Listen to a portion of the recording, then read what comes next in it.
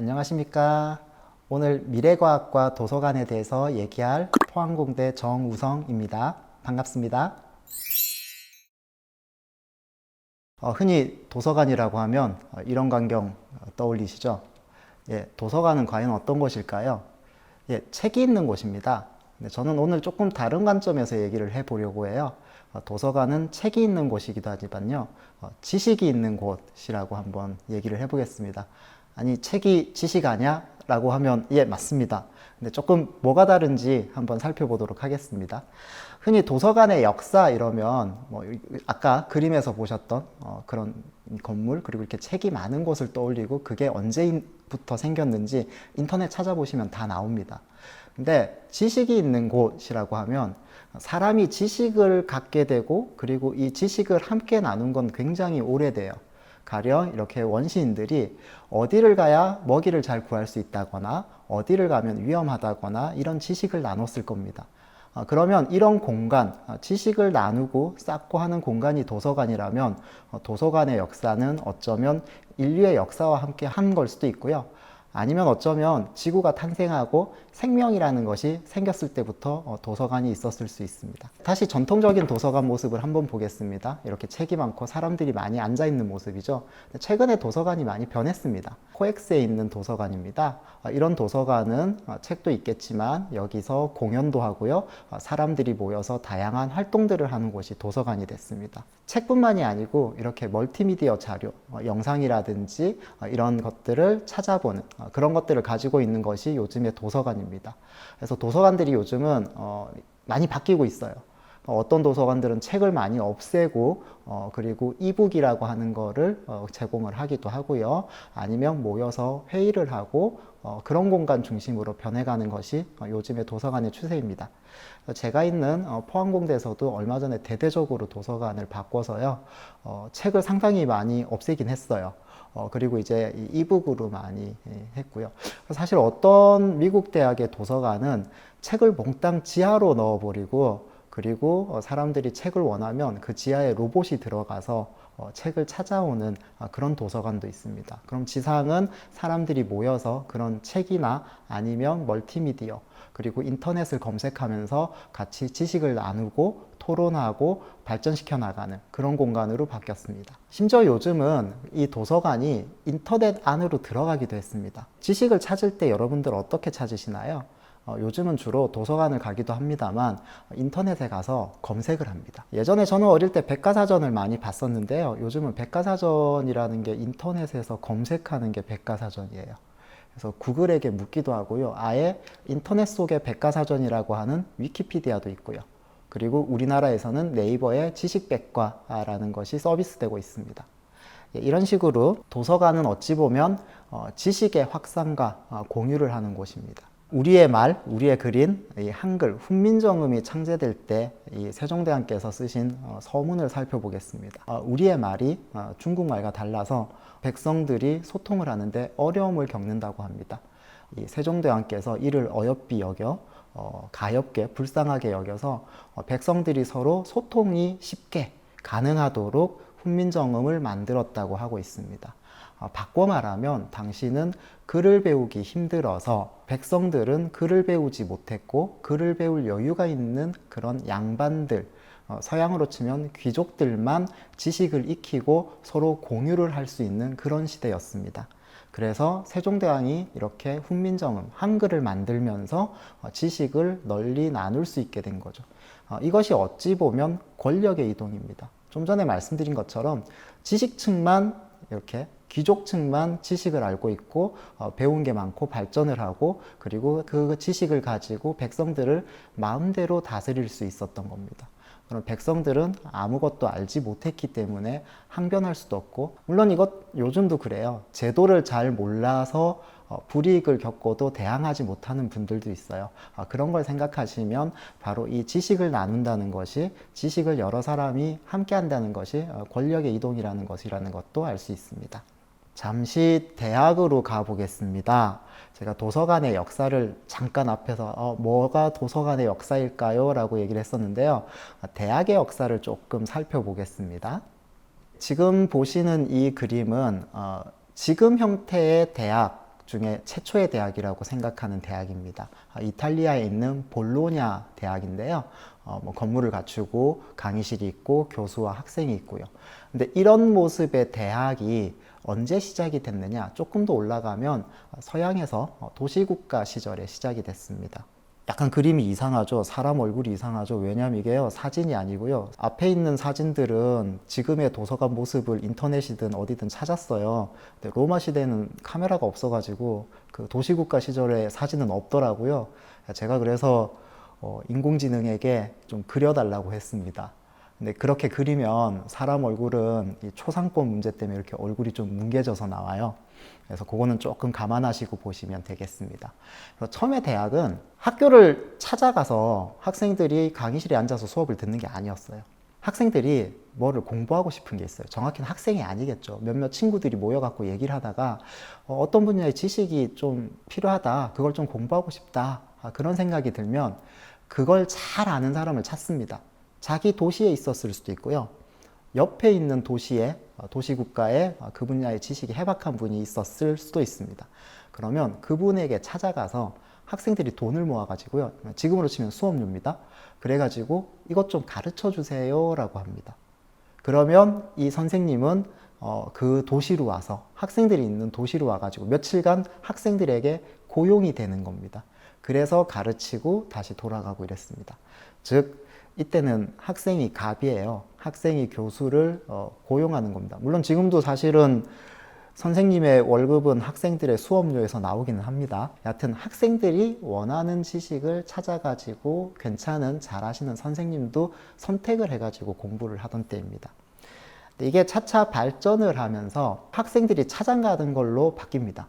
서서히 권력이 학생에서 교수로 이동을 합니다. 왜 이런 현상이 발생을 했냐면요. 학위라는 겁니다. 그러니까 대학 졸업장을 주고 박사학위를 주고 이러면서 권력이 이동하기 시작해요. 저 당시에 지식이 모여 있는 건 당연히 교수의 머릿속에도 다 있었겠습니다만 교수는 특정 분야의 전문가고요.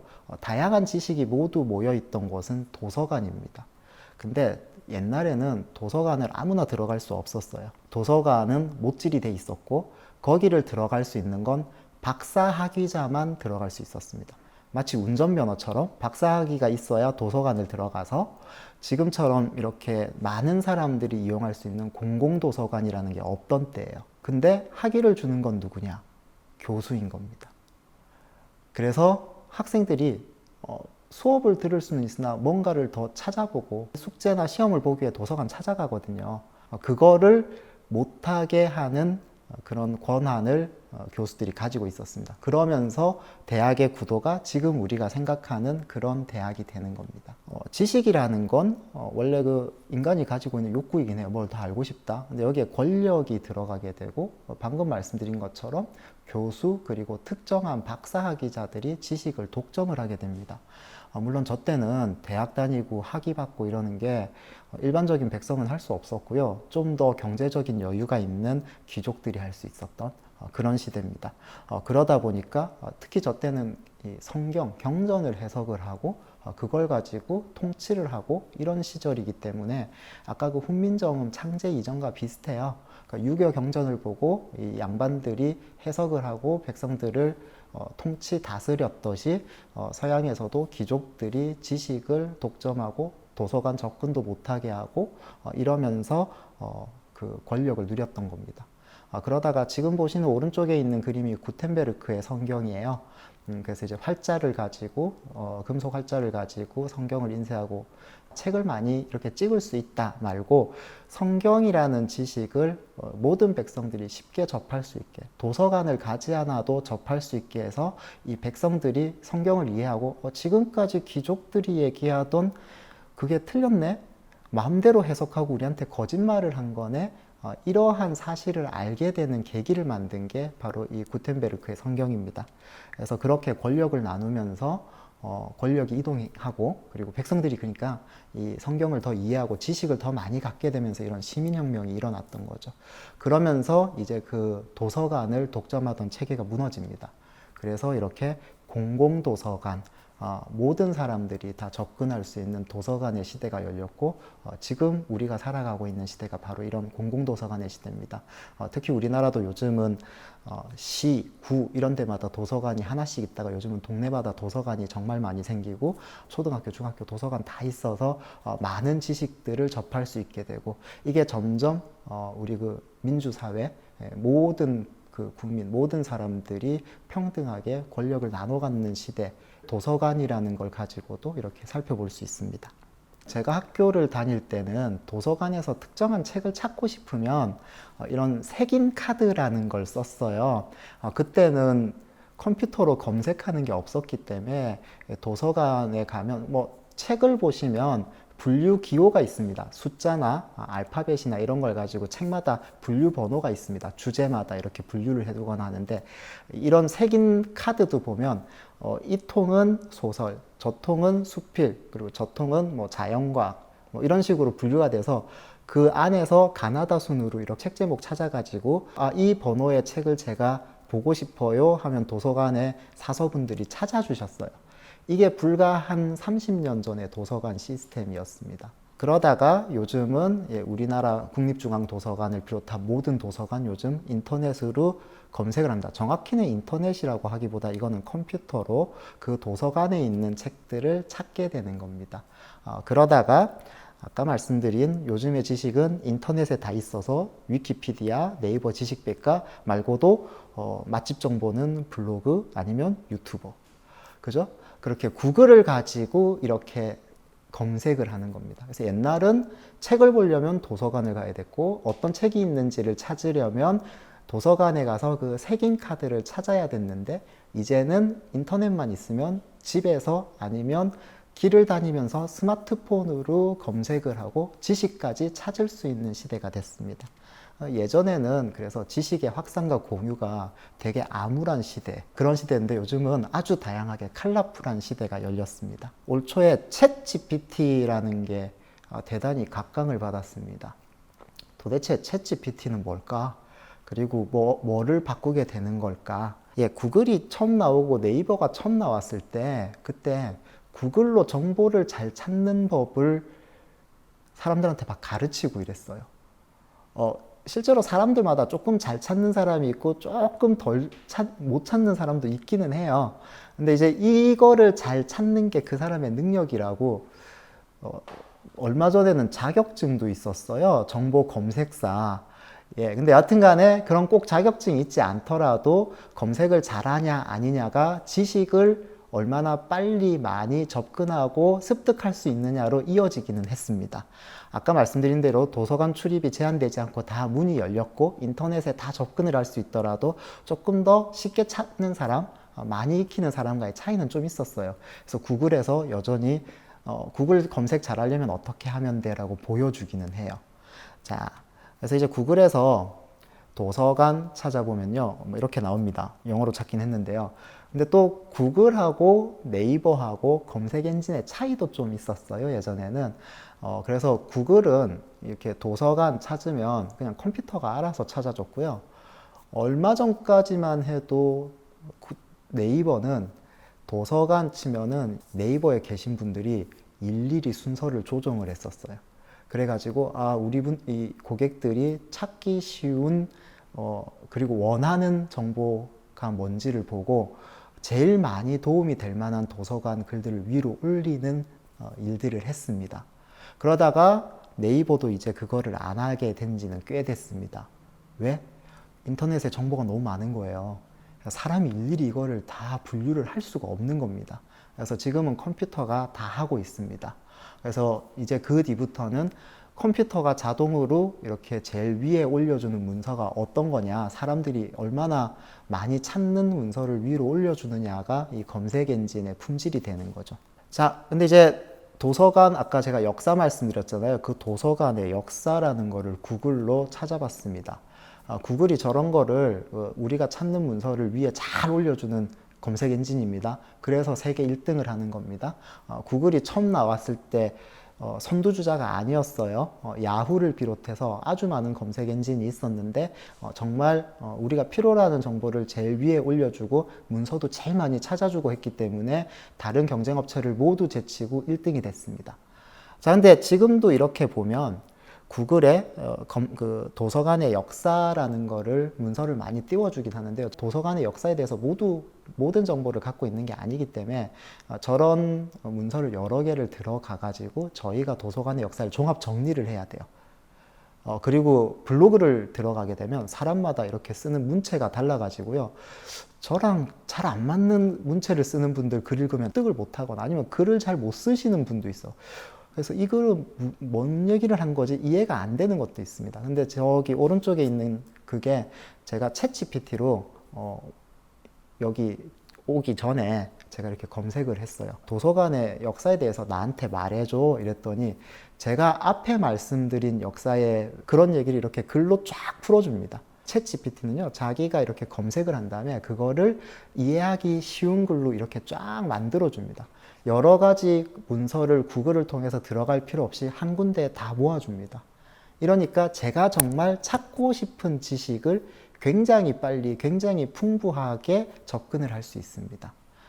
그래서 더욱더 지식의 확산과 공유가 다양해지는 더욱 컬러풀한 시대가 올 걸로 생각이 됩니다. 자, 근데 챗GPT 나오면 뭐 다 모든 게 바뀌고 뭐 이렇게 좀 얘기를 하다가 요즘은 약간 조금 그게 안 되는 부분도 있네 하는 거품이 조금 빠지는 시기긴 해요. 근데 이 챗GPT가 잘 못하는 분야 중에 하나가요. 그 창작, 창의 이런 건 잘 하지 못합니다. 챗GPT는 크게 보면 생성형 AI, 생성형 인공지능이라는 분류에 들어가요. 그래서 생성형 AI는 도서관의 역사 이러면 거기에 대해서 글을 쫙 만들어 주고요. 그리고 미드저니라는 것이 있고 저는 달이라는 서비스를 썼는데 중간에 있는 이게 그림을 그려주는 겁니다. 아까 그 얼굴이 찌그러진 거 있죠? 그게 이제 제가 AI를 통해서 그린 겁니다. 어떤 그림을 그려줘 라고 제가 명령을 넣은 거예요. 고대 로마 시대에 거리에 앉아 있는 나이가 조금 있으신 어르신이 젊은 학생들을 모아놓고 강연을 하고 있는 이야기를 하고 있는 모습을 그려줘. 가 아까 그 그림입니다. 그걸 제가 쳐서 넣었어요. 그리고 요즘은 컴퓨터 프로그램도 이런 프로그램 짜주세요 이러면은 이 생성형 AI가 짜줍니다. 자, 생성형 AI라는 게 그거죠. 뭐를 새로 만들어준다 라는 건데 여기서 새로라는 것이 약간의 우리가 알고 있는 것과의 의미의 차이가 있습니다. 뭐냐 하면 생성형 AI는 창작을 한다기보다는 창작을 하는 것의 도구입니다. 즉 제가 아까 어떤 그림을 만들어줘 라고 했을 때 시키면 그려주는 애인 겁니다. 제가 이렇게 뭔가 아이디어를 내고 누가 이렇게 해줄 사람을 찾아서 근데 노예는 사람이잖아요. 그게 이제 지금 이렇게 생성형 AI로 바뀐 거예요. 제가 아까 저런 그림을 그리고 싶었으면 옛날 같으면 그림 잘 그리는 사람한테 가가지고 뭐 커피 한 잔 사주면서 밥 한 끼 사주면서 그려줘 이랬을 건데 컴퓨터한테 그냥 시키면 되는. 그래서 저건 정확히는 도구인 겁니다. 그리고 저런 글을 쓰거나 그림을 그리거나 하는 것은 그 컴퓨터 인공지능이요 인터넷에 있는 문서를 쭉 찾은 다음에 그거를 정리해 가지고 글을 만들어서 보여주는 겁니다. 그러니까 글을 만든다가 더 적합한 것 같은데 왜냐하면 글을 쓴다는 건 자기가 창작을 해서 시나 수필을 쓰는 거고요. 이거는 있던 글을 잘 조합해서 예쁜 글로 만들어주는 겁니다. 그림도 마찬가지인 겁니다. 그냥 완전히 상상을 해가지고 그린 건 아니고요.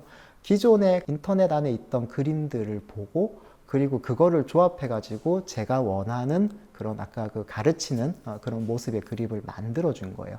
즉 다시 말해서 기존에 있던 창작물, 특히 인간의 창작물의 그 결과물을 조합을 한 거죠. 바꿔 얘기하면 과거에 있는 것들을 가지고 지금 얘기를 하게 되는 겁니다. 그러다 보니까 과거에 있는 그 그림이나 글들, 인간이 만들어 놓은 것들을 쫓아가고 닮아가게 됩니다. 마치 자식이 부모를 어릴 때 보면서 부모를 닮아간 것처럼 그걸 보고 배우는 거니까. 그래서 특정한 인공지능 같은 경우는 가르치는 걸 잘못 가르치면 얘가 막 이상한 얘기를 해요. 욕만 한다든지 잘못된 정보를 얘기한다든지. 챗GPT가 약간 거품이 빠진 게 사람들이 이렇게 해보니까 거짓말을 하는 경우가 너무 많은 거예요. 그게 근데 챗GPT가 잘못한 게 아니고 인터넷에 그만큼 거짓 정보가 많이 있어서 그걸 보고 잘못 배웠고 욕이라는 걸 모르고 그런 말만 잔뜩 배우니까 욕인 줄 모르고 하는 겁니다. 예, 그래서 결국 지식의 확산과 공유가 굉장히 많이 이루어지는데 어찌 보면 어떤 지식을 확산시키고 공유할지를 고민해야 되는 시기가 된 겁니다. 아까 그 구글이나 네이버는 인터넷 문서가 되게 많은데 여러분들이 잘 찾는 거 지금 원하는 게 이거죠? 라고 했던 것도 바로 어찌 보면 어떤 지식을 찾고 있으니 어떤 지식을 제공해야 될지라는 거였고요. 세계 도서관 협회라는 곳에서 가짜 뉴스를 어떻게 찾아내는가 이런 거 도서관이 하는 일입니다. 도서관이 책을 잔뜩 모아놓고 이렇게 필요한 책 찾아주고 이게 책만 찾아주는 게 아니고요. 그러니까 가짜 뉴스 요새 선거나 이런 거 말하면 하도 많이 이슈가 되기도 했었고 꼭 선거 아니더라도 가짜 뉴스 막 많이 퍼져요. 근데 이것이 바로 좀 전에 말씀드린 제대로 된 지식, 올바른 지식 아니면 사람들에게 필요한 지식을 골라서 제공하는 게 도서관의 역할이라 도서관은 틀린 뉴스 안 되고요. 제대로 된 뉴스, 제대로 된 지식을 받아서 여러분들이 좀 더 좋은 사회를 만드는데 기여를 해야 됩니다. 이게 이제 도서관의 역할인 거죠. 겨울왕국 2인데요. 1도 되게 재밌게 봤었고 2도 그래서 개봉하면 해서 얼른 보러 갔어요. 근데 어느 순간 이 애니메이션이 너무나 불편해지는 거예요. 그리고 애들을 데리고 나갈까? 그만 보고라고 생각을 했습니다. 이 광경이 나오고 나서 물은 기억하고 있어 라고 얘기를 하는 거예요. 그래서 약간의 영화 스포일러일 수 있습니다만 물이 과거를 기억해 가지고 이 주인공들에게 과거에 있었던 일을 막 알려주죠. 그래서 기억하게 하고 진실을 알게 되고 물이 기억을 하지는 않거든요. 아주 과학적이지 않은 얘기잖아요. 과학을 하는 사람으로서 이런 얘기가 퍼지고 특히 우리 애들 어린데 이런 거짓을 배우면 안 되는데 데리고 나갈까 이러다가 가만히 앉아가지고 그래 만화다. 어릴 때는 원래 저렇게 SF 영화나 이런 것처럼 상상의 나래를 펴는 거니 나중에 저게 과학적으로는 옳지 않다는 걸 나가자마자 꼭 얘기해주자 라고 하고 끝까지 앉아 있었어요. 많은 분들이 알고 계신 책인데 베스트셀러에도 들고 하는 엔트로피 그리고 물은 답을 알고 있다 이런 책도 이제 많이 좀 보시더라고요. 근데 굉장히 진지하게 말씀드리면 이 책이 과학 분야 필독서로 선정이 되면 적합한가? 라고 과학자들한테 물으면 아니라고 할 겁니다. 실제 엔트로피 같은 경우에는 청소년 고등학생이 읽어야 될 도서 100선, 뭐 아니면 특정 대학이 선정한 100선 이런 데 자주 들어가요. 저희 대학은 한 번도 선정하지 않았습니다. 왜냐하면 이 책은 엔트로피라는 것의 과학적인 개념에 대해서 정확하게 설명하고 있지 않아요. 엔트로피라는 거를 뭔가 개념만 끌어써 가지고 다른 걸 설명을 하는 겁니다. 즉 다시 말해서 방금 말씀드린 물론 기억하고 있어 라는 얘기를 하는 책이에요. 근데 이거를 잘못해서 받아들이면 저기에 있는 엔트로피라는 게 마치 메타포처럼 쓴 건데 저게 과학에서 얘기하는 엔트로피의 개념이라고 오해하게 되는 일이 실제로 지금 많이 벌어져 있습니다. 그래서 저희들이 엔트로피 수업을 하면서 그거 아니고 이게 엔트로피의 개념이라고 수정을 해서 가르쳐요. 근데 아까처럼 제가 겨울왕국을 끝까지 극장에 앉아 있었던 것처럼 이건 과학적으로 정확한 개념을 얘기한 게 아니고 약간 바꿔가지고 그냥 사회현상을 설명하려고 비유를 한 거야 라고 이해를 시키고 이제 봐야 되는 거예요. 근데 요런 얘기들은 그 챗GPT 같은 게 못해요. 여전히 기자들이 취재하고 이래가지고 제대로 된 사실을 알아내는 게 제일 확실한 방법이지 결국 가짜뉴스 찾아내는 거 컴퓨터가 그거 정확하게 못 찾아내요. 다만 그 댓글 부대가 가짜뉴스를 퍼뜨리는 이런 현상은 찾을 수 있습니다. 그래서 가짜뉴스를 댓글 부대가 퍼뜨리면 일반적인 사람들이 댓글 퍼뜨리는 거랑 경향이 다르게 나오는 요거는 볼 수 있는데 글 자체가 갖고 있는 진실성은 컴퓨터가 못 찾아내는 거예요. 미래 과학기술의 시대가 열리면서 도서관이 사라지고 그러니까 도서관 시대 종말 혹은 도서관의 소멸을 걱정하기도 합니다. 사실 이거는 그 멀티미디어가 들어왔을 때 기존의 책 중심의 도서관이라는 게 바뀔 때도 걱정이 많았었고요. 인터넷이 생겼을 때도 굉장히 우려가 컸습니다. 그리고 챗 GPT라든지 이런 게 생기면서 도서관이 이제 필요 없는 거 아니야 라고 하는데요. 저는 그렇게 생각하지 않습니다.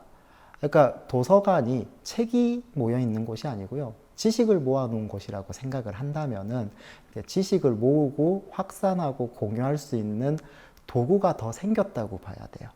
그래서 더욱더 널리 지식을 퍼지게 할 수 있고, 그리고 그 와중에 정보가 이제 너무 많으니 이 지식을 잘 선택해서 마치 좋은 책을 골라가지고 큐레이션을 했듯이 올바른 정보를 다 찾을 수는 없을 수도 있어요. 아까 같이 네이버가 그 문서를 다 못 찾듯이. 근데 이런 지식들은 뭐 그런 검증 기능도 계속 하겠지만 이런 지식들을 주로 보세요 라는 가이드라인을 주든지, 이렇게 도서관의 역할도 조금 더 달라졌다고 저는 생각하지 않고요. 확장되어 간다고 생각을 하는 겁니다. 그러니까 기존 도서관을 대체하는 게 아니고 옛날 일이 점점 더 확장되어 간다. 도서관이 가지고 있는 목적과 고유한 기능은 변함이 없는 거예요. 책이 아니라 지식에 이 도서관에 초점을 맞춘다면요. 이렇게 변화하는 체인지는 어찌 보면 새로운 기회, 찬스가 되는 겁니다. 그래서 미래과학의 도서관이 얼마나 더 확장이 되어서 우리 지식사회에 큰 역할을 하게 될지 저는 정말 기대가 큽니다. 예, 오늘 강연 들어주셔서 감사합니다.